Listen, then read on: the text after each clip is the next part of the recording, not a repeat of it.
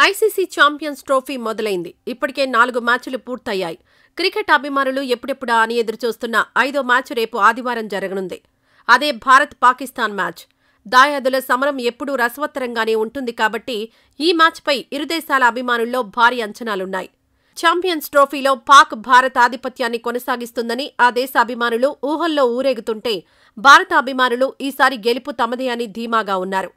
భారత్-పాకిస్తాన్ మధ్య మ్యాచ్ అంటేనే ఓ భీకర పోరు.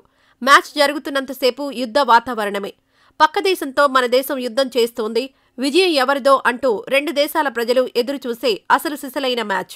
ఈ మ్యాచ్ కోసం భారత్-పాకిస్తాన్ క్రికెట్ అభిమానులే కాదు, ప్రపంచవ్యాప్తంగా ఉన్న క్రికెట్ అభిమానులు ఈ రెండు దేశాల మధ్య క్రికెట్ మ్యాచ్ను ఎంతో ఇంట్రెస్టింగ్గా చూస్తారు. చరిత్ర పరిశీలిస్తే భారత్-పాకిస్తాన్ వన్డేల్లో ఇప్పటివరకు 135 సార్లు తలపడ్డాయి.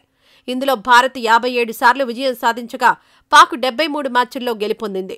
5 మ్యాచ్ల్లో ఫలితం తేలలేదు. ఇక ఛాంపియన్స్ ట్రోఫీలో ఇరు జట్ల రికార్డ్స్ విషయానికొస్తే ఇక్కడ కూడా భారత్పై పాక్ స్వల్ప ఆధిక్యత కలిగి ఉంది.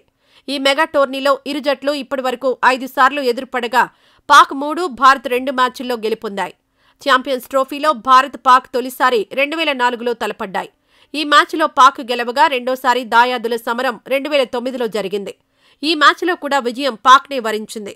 2013లో భారత్-పాక్ మూడోసారి ఢీకొన్నాయి. ఈసారి భారత్ విజయ కేతనం ఎగురవేసింది. 2017లో 4గోసారి తలపడ్డాయి భారత్-పాక్. ఈసారి కూడా భారతే పైచేయి అయింది.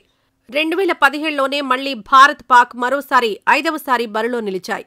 అందులో పాక్ నెగ్గింది.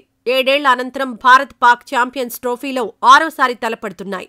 ఇరు జట్ల ఫామ్ ప్రకారం చూస్తే ప్రస్తుతం పాక్పై టీమిండియా పైచేయి సాధించే అవకాశం ఎక్కువగా ఉంది. భారత్ ఇప్పటికే బంగ్లాదేశ్పై విజయం సాధించి ఉత్సాహంగా ఉండగా, పాక్ తమ తొలి మ్యాచ్లో న్యూజిలాండ్ చేతిలో ఓడిపోయి సెమీస్ అవకాశాలను కష్టం చేసుకుంది. ఆదివారం జరగబోయే మ్యాచ్లో భారత్ చేతిలో ఓడితే పాక్ టోర్నీ నుంచే అవుట్ అన్నమాట.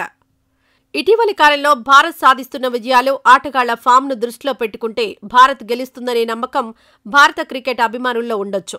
కానీ పాకిస్తాన్ను తీసి పారేయలేం. క్రికెట్ అంటే ఏ క్షణంలో ఏం జరుగుతుందో చెప్పలేం.